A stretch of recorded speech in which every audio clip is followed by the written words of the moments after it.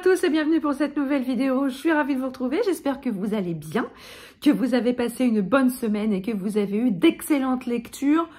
Pour ma part, j'ai bien lu la semaine dernière, j'ai eu pas mal de lectures, comment dire, différentes. Vous allez le voir. Mais il y a eu une petite déception. Voilà. Une fois n'est pas coutume, vous le savez, moi sur la chaîne, je vous le dis sans phare, quand j'ai aimé et quand j'ai pas aimé, et même quand ça vient d'auteurs que j'aime beaucoup. Donc vous allez le voir par la suite. Là, cette semaine, on peut dire que ça a été un petit peu l'ascenseur émotionnel au niveau des lectures. Mais sans plus attendre, on va partir tout de suite dans ce point lecture. J'ai continué mon écoute des Rois Maudits avec le tome 4 des Rois Maudits, la loi des mâles, toujours de Maurice Druon. On est toujours dans la France d'après Philippe le Bel.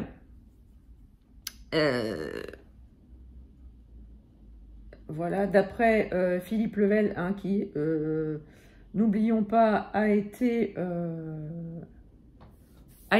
maudit jusqu'à la 7e génération par Jacques de Molay, le patron des Templiers, sur son bûcher. Et donc on poursuit la succession de Philippe le Bel. Donc on a Louis le Hutin qui est donc du coup sur le trône, et on va malheureusement assister à sa fin, et donc une fois de plus à sa succession. Et autant vous dire que les mâles vont se poser là, quitte à flouer les droits des femmes qui seraient peut-être un peu plus en position de régner, une fois n'est pas coutume, mais bon, voilà, l'histoire du monde étant ainsi faite, les hommes se posent là. Et on va repartir une fois encore de complots en sombres secrets, en assassinats, et autant vous dire que c'est encore une fois riche en rebondissements. Les intrigues secondaires, on poursuit un petit peu aussi l'évolution des intrigues secondaires. Comme je vous disais la semaine dernière, c'est toujours aussi addictif. J'ai toujours autant de plaisir à lire à écouter cette saga historique. C'est vraiment un réel plaisir encore à chaque fois. Je me régale et je ne saurais trop vous conseiller de découvrir cette saga. Je suis en train de me battre avec un moucheron. Je ne saurais trop vous conseiller de découvrir cette saga, que ce soit à l'écrit ou à l'audio. L'audio est servi par la voix de Jérémy Covillo, et autant vous dire que c'est une voix absolument exceptionnelle qui sert admirablement bien le récit de Maurice Druon. Donc, je ne saurais trop vous encourager à découvrir ou à redécouvrir cette saga. Ensuite, j'ai lu la nouvelle parution des éditions Tornada, la parution du mois de septembre. Il s'agit de Plus fort que la nuit de Frédéric Lepage. Rappelez-vous de Frédéric Lepage, j'avais déjà lu Si la bête s'éveille, que j'avais adoré. Littéralement adoré, c'était vraiment un thriller mené de haut vol. Ici, on est dans un roman à la croisée des genres. Pourquoi je dis ça? Parce que on est à la fois dans un roman policier, parce qu'il y a une enquête, et dans une espèce de, pas de quête initiatique, mais d'une histoire, d'une histoire d'amour, d'une histoire d'amitié extrêmement profonde entre l'homme et l'animal. On va suivre l'histoire de Lana.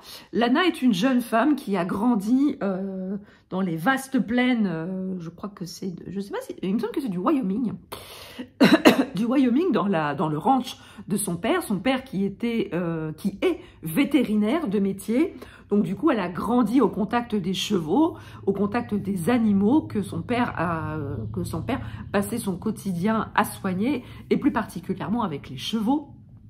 C'est une cavalière émérite et son grand rêve, c'est un jour d'intégrer la police montée de New York. Arrivée à l'âge adulte, c'est chose faite. Elle est sur le point d'être intronisée dans la brigade de la police montée de New York. Et pour elle, s'ouvre une vie pleine de tous les possibles.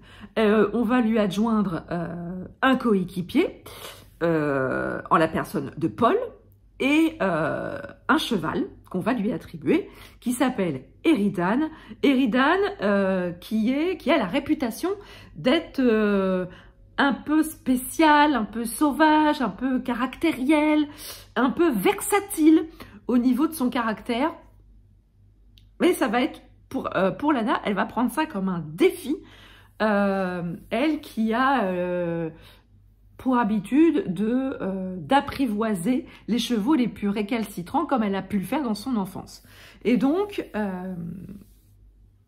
la voilà partie dans les rues de New York en patrouille avec Eridan et avec Paul. Alors avec Paul, il y a quelque chose entre eux qui se passe dès le départ. Voilà, il est séduisant, il est très propre sur lui, mais il a quelque chose de touchant, quelque chose qui empêche Lana d'aller beaucoup plus loin. Et arrive un événement dans le roman qui va tout remettre en question et qui va chambouler un petit peu Lana dans ses fondements. Et donc, ne vous attendez pas, dans ce roman, à un thriller palpitant. Parce que vous allez être déçus. Si vous aimez les histoires d'amitié, d'amour profond entre un homme et un animal, là vous serez servi. Parce que le roman tourne autour de la relation entre Lana et Eridan. C'est une relation très spéciale. Parce qu'on va découvrir quelque chose sur Eridan très vite dans le roman qui va également bouleverser Lana et la pousser dans ses retranchements. Mais voilà, tout le roman va se construire autour de cette relation et autour de ce secret qu'il y a entre deux. Et c'est une très très belle histoire. Moi j'ai beaucoup aimé cette relation d'amitié profonde entre son cheval et Lana, mais aussi la relation entre les animaux eux-mêmes, entre Eridan et un chien en particulier qui s'appelle Einstein. Et franchement, la relation entre ces deux animaux est extrêmement intéressante et extrêmement touchante. J'ai beaucoup aimé cette relation. Alors, l'enquête est extrêmement classique. Il n'y a pas de quoi fouetter un cheval. Parce que bon, là, en l'occurrence, on est plus dans le domaine équestre. Il n'y a vraiment pas de quoi fouetter un chat. Néanmoins, c'est une histoire réellement extrêmement intéressante du point de vue animalier. Parce que Frédéric Lepage, il a à cœur de placer les animaux sur le même pied d'égalité qu'un homme. Dans le premier roman que j'ai lu de lui, Si la bête s'éveille, on était réellement dans cette optique-là. L'animal était réellement au même titre, placé au même titre, au même échelon que l'homme. Les animaux ressentent des choses, les animaux sont intelligents, les animaux ont des sentiments. Ce ne sont pas uniquement que des animaux. Ce serait extrêmement réducteur de ne les voir que comme ça. Et Frédéric Lepage a ce don de mettre l'animal sur le même pied d'égalité que l'homme. Et ça donne vraiment un roman extrêmement profond sur les relations entre les hommes et les animaux et sur les hommes et les chevaux en particulier. Alors voilà, c'est pour ça que je vous dis que c'est un roman à la croisée des genres, car il y a une enquête, oui, c'est un roman policier, oui, mais c'est également une très très belle histoire d'amour entre l'homme et l'animal, que je ne saurais trop vous conseiller de découvrir, même si j'ai quand même préféré Si la bête s'éveille à Plus fort que la nuit. Enfin bon, ça reste mon avis personnel. Je vais boire un coup parce que ça fait soif.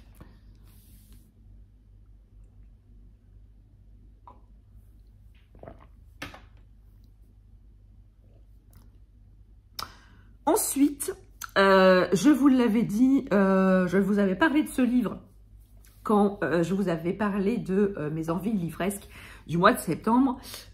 J'ai lu Loin de la fureur du monde de Jérôme Camus et Nathalie Hugues, publié aux éditions Fleuve Noir. Il est sorti, tout comme Plus fort que la nuit, la semaine dernière. Il est sorti jeudi dernier. Vous le savez, si vous me suivez depuis un petit moment sur la chaîne, vous savez que les romans de ce duo d'auteurs que je suis depuis assez longtemps, à chaque fois qu'ils sortent un nouveau roman, je suis de la partie. Avec ce roman, voilà, quand j'ai vu qu'il sortait un nouveau roman, je me suis jetée dessus, hein, je l'avais sollicité auprès de NetGalley qui ont eu la gentillesse d'accepter ma demande de service presse. Donc, je l'ai lu. Et alors, le début, j'étais à fond, ça commençait super bien. On était vraiment dans un thriller de haut vol. C'est l'histoire d'Alix, qui est policière. Elle est policière municipale. Elle a été intronisée il n'y a pas tellement longtemps dans la brigade de son père, qui est le chef de la police municipale de leur petit village niché à flanc de montagne. Et dans cette région court une rumeur comme quoi la Mâche-Combe, la montagne et la forêt avalent les personnes. Il y a eu beaucoup de disparitions à la fois de randonneurs, de touristes, mais aussi de gens du cru dans cette montagne, des gens qui ont disparu corps et biens, qu'on n'a jamais retrouvés, ou des bribes de vêtements, des bribes d'effets personnels, mais on ne les a jamais retrouvés. À l'instar de la mère d'Alix, qui a disparu il y a 8 ans, laissant son père et son petit frère complètement désemparés. Elle a pris les choses en main, elle a épaulé son père du mieux qu'elle a pu, elle joue le rôle à la fois de sœur et de maman pour son petit frère, mais la douleur de l'absence de sa mère, le deuil de sa mère, reste quand même une blessure encore flagrante dans le cœur et l'esprit d'Alix. Et il va se passer un cataclysme dans ce hameau paisible. Il va y avoir un accident absolument spectaculaire qui va avoir des conséquences dramatiques dans ce hameau, et ils vont découvrir qu'ils ne sont pas seuls et qu'il se trame quelque chose dans ces montagnes. Et donc Alix va patrouiller dans cette montagne et elle va se faire kidnapper. Je ne vous en dis pas plus. Voilà le postulat de départ. Et autant vous dire que je me suis régalée sur les 50-60 premières pages de ce roman. Et ensuite, les auteurs sont partis dans complètement autre chose. Il y a eu une espèce de parenthèse dans ce roman, qui a quand même duré un petit moment. Et on est reparti dans réellement le thriller pur jus, comme ils sont capables de le faire, dans les 50-60 dernières pages. Et entre ça, il ne s'est pas passé grand-chose. Dans tout le milieu du roman, dans le gros milieu du roman quand même, on va suivre Alix dans une période de sa vie. Et bon, il va se passer un certain nombre de choses. Elle va faire la rencontre de quelqu'un. Et sa vision des choses va changer. Mais il y a un certain nombre de choses qui m'ont dérangée dans ce personnage. Je trouve quand même qu'il y avait énormément de pistes à exploiter dans ce roman vis-à-vis de l'histoire d'Alix et de ce personnage. Les auteurs auraient pu creuser les choses et nous faire un thriller vraiment de haut vol. Ils ont, alors, volontairement ou pas, ils ont choisi de ne pas creuser ce filon qui, à mon sens, pour moi, aurait été beaucoup plus intéressant et beaucoup plus addictif que le filon qu'ils ont choisi. Mais par contre, les choix du personnage, les choix d'Alix, ses réactions par rapport à certaines choses, ça m'a fait lever les yeux au ciel. J'avais envie de la choper par les épaules, de la secouer comme un prunier, de lui retourner à un aller-retour de baffe pour lui remettre les idées en place. Parce que elle apprend quand même un certain nombre de choses et je trouve qu'elle passe l'éponge, mais relativement vite. Ah oui? Oh, t'as fait ça? Oh, bah c'est pas bien, hein, c'est pas gentil ce que t'as fait. Bon, allez, viens, allons gambader ensemble joyeusement dans la forêt. Bah non! Non, quand t'apprends ces choses que cette personne a faites, tu réagis autrement que de l'inviter gentiment à aller batifoler dans la forêt. Non, je suis désolée, mais arrivé à un moment, tu réagis, enfin, je sais pas, mais tu réagis pas comme ça, quoi. Ça m'a fait lever les yeux au ciel et je me dis, mais est-ce que c'est réellement crédible? Donc, voilà, c'est... je vais pas dire que à certains moments, oui, je me suis ennuyée parce que, voilà, ça décollait pas. C'était peut-être... le discours était un peu moralisateur. Alors oui, voilà, l'homme est un loup pour l'homme. Oui, l'homme est très mauvais pour l'homme. Peut-être que pour vivre heureux, il faut vivre en dehors de l'humanité, en dehors de la société. Est-ce que c'était peut-être un brin moralisateur, un brin utopique? Peut-être. Mais en tout cas, moi, le message ne m'a pas parlé. J'ai trouvé ça trop. Il y avait trop. C'était trop. Et voilà, j'ai beaucoup aimé le début, j'ai beaucoup aimé la fin. Quoique la fin, je me suis dit, bah finalement, c'est tout ça pour ça. Mais voilà, pour moi, la fin et le début, c'est vraiment du thriller pur jus, comme ils sont capables de le faire, comme ils ont été capables de nous sortir des histoires, mais vraiment, réellement, des thrillers réellement haletants. Pour moi, W3, c'est une saga, une saga de thriller absolument géniale. Il y en a une autre aussi avec un psychopathe, mais alors, de ouf. Ah, faut que je vous retrouve. J'ai le nom sur le bout de la langue, mais forcément, ça va pas me revenir. Ah oui, voilà, c'est la saga, forcément, la saga des voix de l'ombre. Ah oui, la saga des voix de l'ombre. Énorme.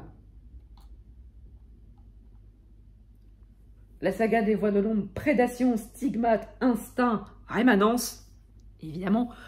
Avec W3 et les voix de l'ombre, franchement, c'est les deux sagas des auteurs que je vous recommande chaudement, vivement, impétueusement à lire si vous voulez découvrir du bon thriller avec, oh, la vache, avec les voix de l'ombre.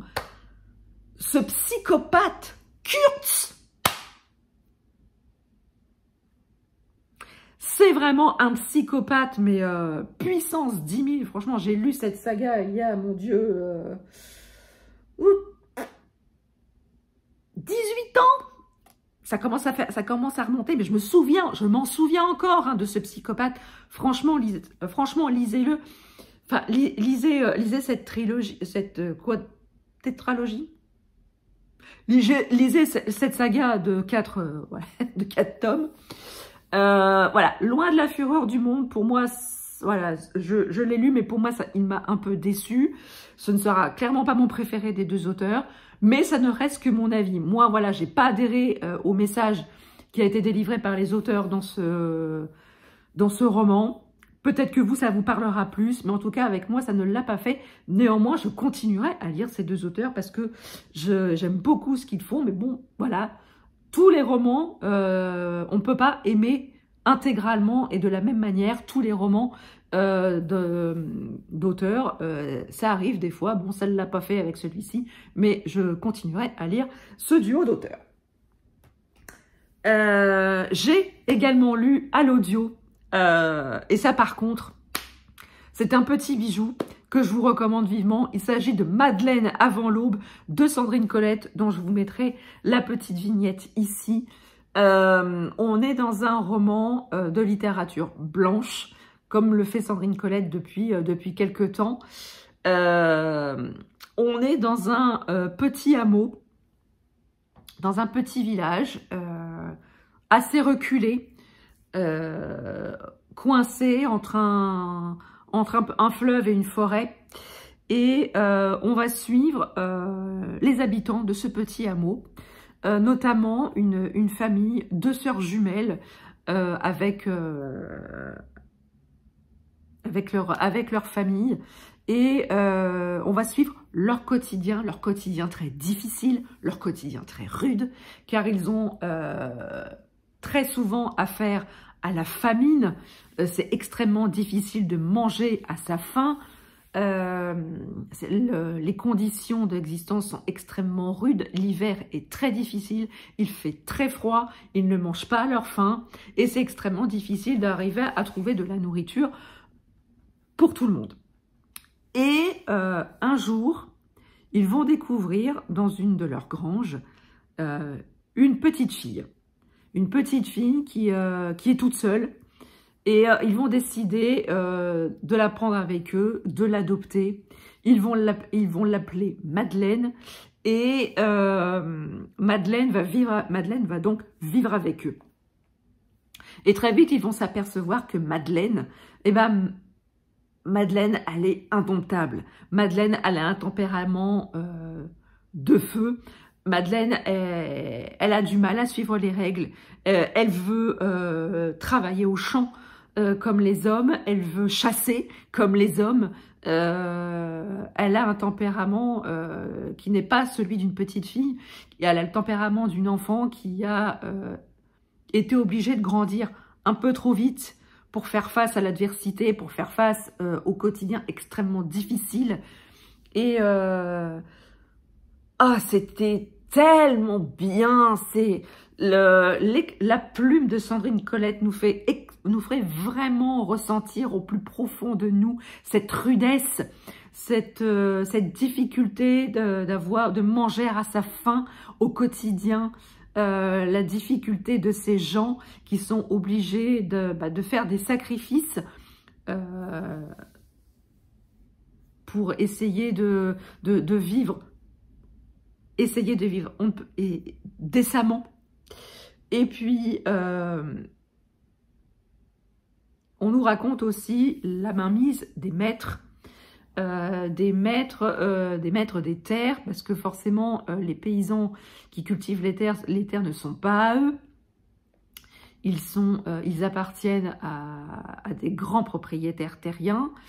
Et on voit tout le mal qu'il peut y avoir dans l'homme vis-à-vis des plus pauvres. Hein. Comment les riches continuent à être riches et comment les pauvres continuent à être pauvres. Comment les riches continuent d'entretenir cette pauvreté, cette rudesse. Mais ça ne fait que, à mon sens, ça ne fait vraiment que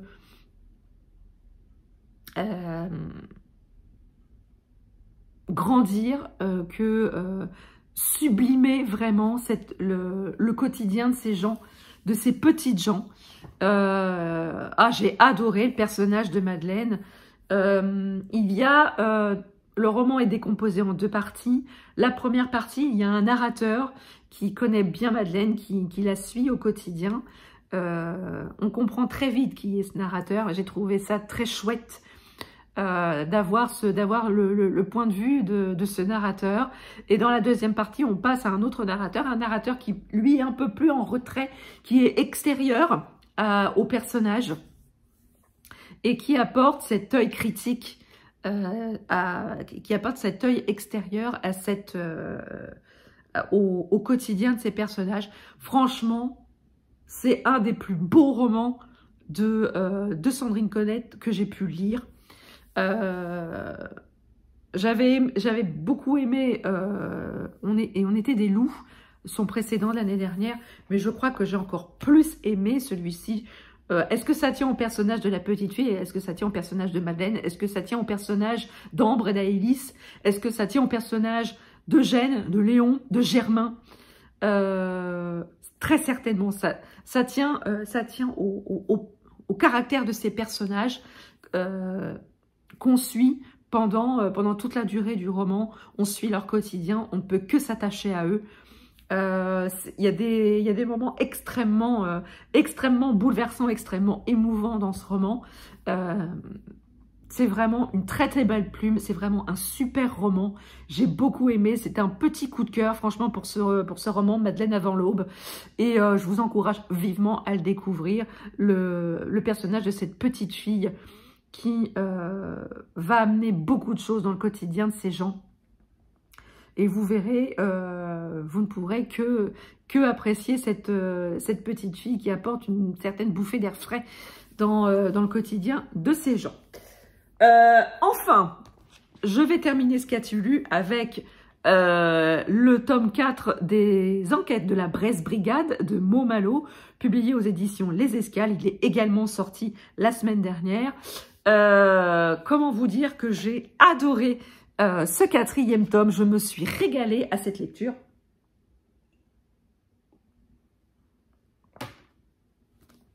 On retrouve le trio de la famille Corrigan, Maggie, Louise et Enora, dans une nouvelle enquête. On est toujours à Saint-Malo, on est pendant la période des marées d'équinoxe, des marées à vraiment très fort coefficient, et la marée apporte son lot d'objets plus ou moins divers qu'elle échoue sur les rives. Or, un soir, la marée va accrocher sur les brise-lames de la plage du Sillon un corps, le corps d'une femme habillée en robe de mariée, et forcément, ça va susciter quand même beaucoup d'émoi dans cette petite bourgade, surtout qu'en parlant de noces, on débute le roman avec le mariage, somme toute imminent, de la matriarche du clan Corrigan, Maggie, qui va épouser son amant en date, Jacques. Tout est prêt, il ne manque plus que la robe de mariée à la mariée, et la mariée pour que le tableau soit complet, sauf que le mariage va être ajourné. D'une part, parce que la robe de mariée n'est pas prête, et d'autre part, parce que le corps de cette jeune femme va être retrouvé juste avant que le mariage débute. Donc, mariage ajourné, et la Bresse Brigade est sur les rangs pour mener l'enquête et savoir d'abord qui est cette jeune femme, et il va s'avérer que Maggie la connaît. Maggie la connaît et elle va se faire un devoir en hommage à la victime de trouver son assassin et de faire toute la lumière sur la disparition de cette jeune femme. Et donc, on va suivre l'enquête à la fois du point de vue des policiers, du commissaire Guillou et de son adjointe Emma, et de notre trio d'enquêtrices amateurs. J'ai adoré. L'humour est extrêmement présent. Il y a vraiment des punchlines qui sont aux petits oignons. J'ai trouvé quand même Maggie un peu moins casse-bonbon, un peu moins irritante que dans les 3 premiers tomes, quoique je la trouve extrêmement vache avec sa fille Louise. Alors, il y a des petites choses que j'ai lues là dans ce roman qui n'ont pas été creusées, mais peut-être que ce sera creusé dans les prochains. J'espère que ce sera creusé dans les prochains. Et on a toujours ce fil rouge que l'on suit depuis le tome 1, à savoir le mystère de la disparition du mari de Maggie, de son premier mari, Constant, qui a disparu plus de 20 ans auparavant en mer et dont on n'a jamais retrouvé le corps. Et cette disparition mystérieuse, à chaque roman, on a des éléments qui viennent s'ajouter à ce mystère et on en apprend petit à petit un peu plus sur cette fameuse disparition. J'aimerais bien qu'on y aille un petit peu plus profondément quand même, parce que ça, là, les petits indices distillés à chaque roman, ça commence à devenir intéressant. Et moi, j'aimerais bien en savoir un peu plus. Hein. Ça, c'est petit message à l'auteur. Si un jour il voit cette vidéo, ce dont je doute, mais enfin bon, on ne sait jamais, sur un malentendu, ça peut marcher. En tout cas, je me suis régalée. Et encore une fois, et je crois qu'en plus encore dans ce roman que dans les autres, Saint-Malo, la ville de Saint-Malo, est réellement un personnage fort. C'est plus qu'un élément de décor dans ce roman, c'est vraiment un personnage à part entière. L'auteur aime beaucoup nous balader intramuros, extramuros, sur les plages bordant Saint-Malo, nous faire visiter, nous emmener dans tous les coins, dans tous les quartiers de Saint-Malo pour nous faire apprécier cette ville où j'ai été plusieurs fois, que j'aime beaucoup également, et que c'est un véritable régal à chaque fois de retrouver la Brest Brigade et Saint-Malo dans ses aventures, dans ses enquêtes. Il se lit extrêmement vite, hein. Je l'ai lu en un week-end, donc autant vous dire que voilà, il se lit très bien. C'est idéal pour passer un petit week-end de dépaysement. Si vous aimez la Bretagne, si vous aimez Saint-Malo et si vous aimez les enquêtes menées par un trio de haut vol, foncez sur la Brest Brigade. Voilà, cette vidéo est à présent terminée, j'espère qu'elle vous a plu. N'hésitez pas à me dire en commentaire ce que vous avez lu la semaine précédente, si je vous ai donné envie ou non de lire les romans que je vous ai présentés dans cette vidéo. N'hésitez pas à mettre un pouce en l'air, à partager votre instant de visionnage et à vous abonner si ce n'est pas encore fait. C'est gratuit, ça fait plaisir et ça ne fait de mal à personne. Sur ce, je vous laisse. Je vous souhaite une très très belle journée, de très très belles lectures et je vous dis à très bientôt pour une prochaine vidéo. Ciao!